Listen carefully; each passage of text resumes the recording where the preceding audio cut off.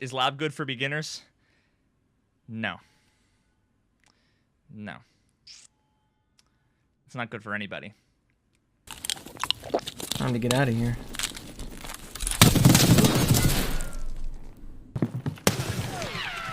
I'm getting smacked. I'm dead! Yep! Wow! I'm getting flanked. Fuck! God damn it, dude! Oh my god, chat. Why? Why, chat? Nice!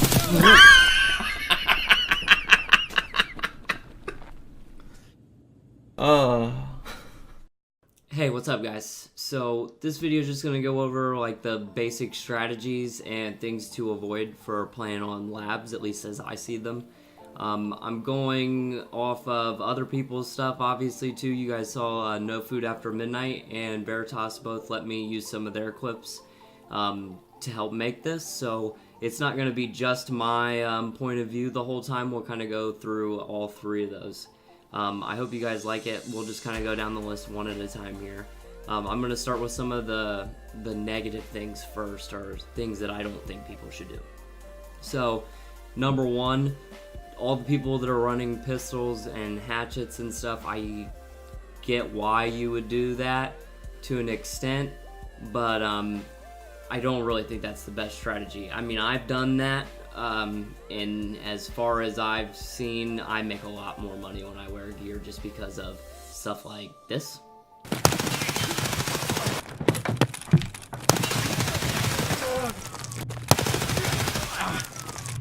Anybody else? Bitch. I knew you were fucking camping in there. So, all those guys were in the same squad. If they had just had gear, then they could have easily killed me. They managed to kill 2 other guys, and I didn't see any other players the whole raid. So I didn't have any of the exits open. I literally ran around, looted the entire map by myself. Got the raiders to come out, killed some of them, took some of their suppressors and stuff, and then left and made an ass load of money that raid. Whereas if any one of those 4 guys that was in that group working together just had real equipment, then they probably could have swarmed me and just killed me, and then they would have had that whole map to themselves and gotten all that loot. For one, you're kind of ruining the fun for other people in some respect, and then for 2, it just isn't as effective. So bring some gear. Number 2 is going to be don't ever re-peek the raiders, because they will punish the fuck out of you. If you don't have a shot on them the first time you see them, then get into cover, because they will shoot through stuff and they will just mess you up in general. Stay away from the elevators. They will shoot right through that like it just doesn't exist. Don't even attempt to fight around that. Just engage them one time. If they don't die, move. And if you can't move, have one of your buddies go flank them. Do something different, but don't ever try and re-engage from the same cover on them. Jesus Christ, chat.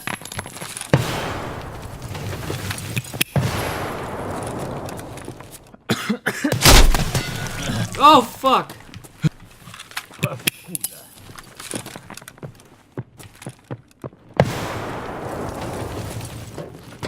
He's dead. I got them both with that grenade. Yep, right through the fuck. That is so fucking dumb. I need to know where about this. I'm down. They shot me through the elevator. So you can kind of see what I mean there. When I was peeking around the fence, they would just laser me and like take out whole body parts in no time. But if you throw grenades, just back up, throw grenades and not re-peek, then I got them all that way with no problem. Normally I would have tried to move around and flank them rather than just rely on the grenades there, but I couldn't move from behind that fence at all, so it worked.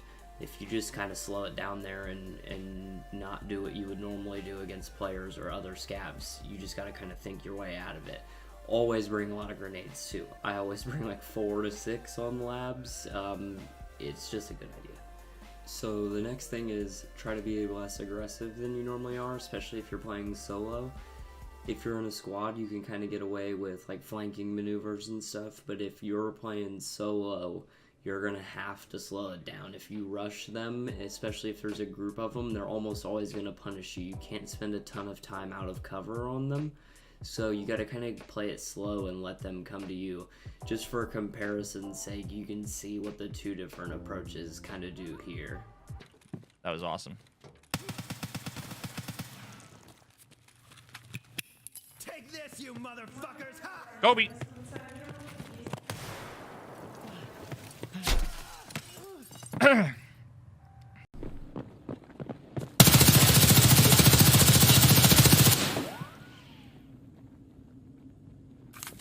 So you can kind of see the difference there when you're pushing, like he was pushing 2 players, Veritas was, and then just gets blasted from the left by one out of nowhere that never even had engaged on him previously or engaged on those other 2 guys. So they just, when they hear noise and stuff, they start moving real quick. If you're running and pushing out in the open, they just fucking blast you. Whereas if you're like down in those hallways and the sides of the map, in toolbox hallway, near the kitchen, in cargo where there's a lot of cover, any area where it's not that big open, like atrium area, there's 2 basic atrium areas, you want to try to stay out of those if you can, unless there aren't raiders yet, or you've killed all the raiders already in that area and you're not really worried about it. Players you can deal with in a situation like that, but the raiders just shoot through objects and there's so much around, like the little planters and stuff, that they just ignore. It's just best to get them in a defensible position than to be out in the open if you can. I mean, you saw, you just have to wait a couple seconds, you just make some noise, they start coming, and he just mowed all, NoFam just mowed all 4 of those guys down like it was nothing. So definitely try to engage them in a closed off position if you can. The next thing is grenades. They will fucking Tom Brady you with a grenade like it's nothing. I showed one earlier in the intro where they landed it right on my face after bouncing it off 2 things and throwing it through a hole in the wall.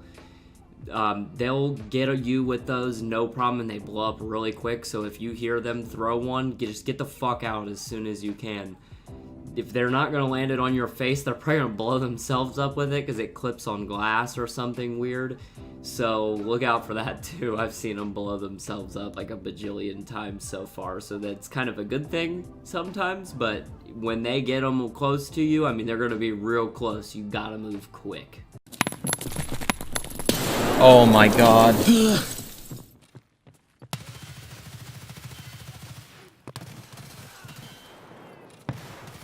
Oh, get fucking wrecked!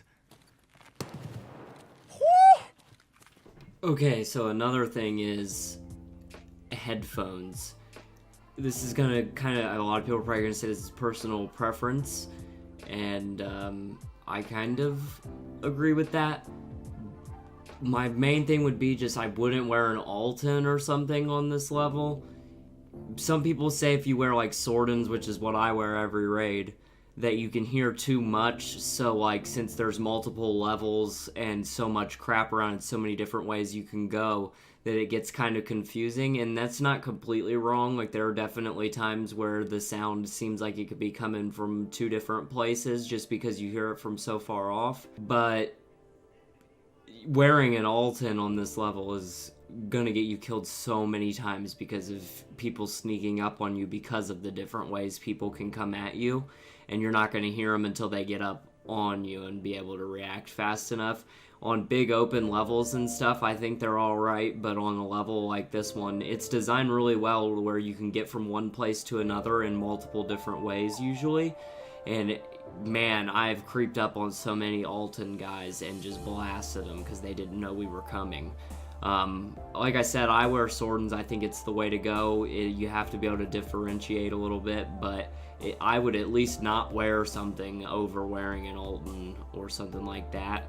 Just wear like a striker helmet or something instead, or a fast MT with the face stuff or a face shield, and that way you'll still be able to hear at least. I mean, it's going to leave your ears exposed, I guess, but it's the better trade-off because of the maneuverability that the audio gives you. To kill 2 birds with 1 stone with this next clip, I'm going to also go over the best gun, I think. This kind of surprised anybody that knows me that well, because up until very recently I've hated 5.45 guns and I never ever use them. I sell every single one I ever get. I haven't used one in months really. But I really think I'm using just a modified 105 right now that I took off one of the Raiders and just changed it around a little bit. The 7N39 bullets that came out, the Igolniks, are insanity. The amount of pen that they have. If you shoot somebody with a Ford or an Alton, I mean, you just shred them like they're not even wearing armor, it feels like. So I've been mixing the 7N39 with BS rounds, because the BS rounds have a little more damage, and then just kind of going with a mix of that, and it seems to be doing really, really well for me. I can't say that that's going to work the best for everybody. I know this is another personal preference thing, but I really think that because of those new rounds, these are really the way to go. I've heard of people having success with the War Mage rounds, because they have such high flesh damage, and the Raiders have been getting nerfed more, so they don't have as good of gear on, and you can kind of get away with just overloading them with flesh damage.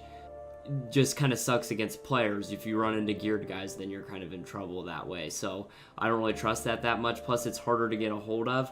I don't pay for a single round of 7N39. I just find it on labs, or the Raiders have it in their 60 rounders, so you can just take 4 or 5 60 rounders off of them and get a couple hundred free rounds of it. So just look out for that, save yourself some money, and you'll have some super good ammo that will just roast them later that you can use against them.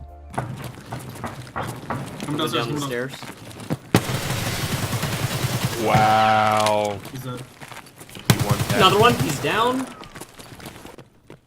So the last important thing you're gonna need to take into account when you come into labs is where you're gonna want to go first, or how you're gonna kind of play the map based on where you spawn at. Here I'm running with Veritas and we're going to the arsenal room just because he has the keys and I don't have them. So it was just a chance to go do this, just to show off what's in there.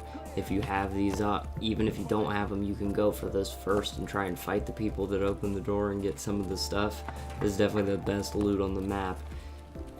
If you have the manager's key or the lab key, that's probably better to go there first and just get that stuff, and then maybe try and come pick up the scraps of what people leave behind here if they have the keys. Or just go for the center of the map. There's a bunch of quest items that spawn out there. But don't just run around the map reacting like you do kind of on Factory or something like that to other people. You definitely want to attack a part of the map, get the stuff that's there, and move out before the Raiders start coming around. It's a lot different from other maps in that respect, I think, other than maybe Shoreline where everybody's running for the resort right off road. That's kind of similar, but definitely go in, go for something, and just kill people along the way, and then once you get some stuff, then go out and start looking for more kills is the way I go for it. If you do it that way, I mean, I make crazy money on this map, and you're gonna have a good time playing it. Alright, so Arendal, you were asking me why it is that I like labs so much. To me, labs is like the best mixture of both loot, like valuable loot, risk reward, PvP, and PvE. All of the best qualities of all the maps that are known for those things. You know, like historically Shoreline was the map for loot, Factory was the map for PvP, and Interchange was actually, in my opinion, one of the best maps for PvE just because there were so many scavs. It's literally better than all of those maps for all of those things. And that's why I love it. Tons of risk, tons of reward. It's in a nutshell.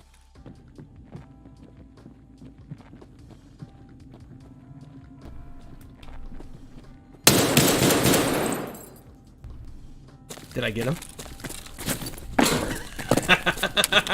Fuck yeah. Oh, I'll never be able to reproduce that shot. Holy shit.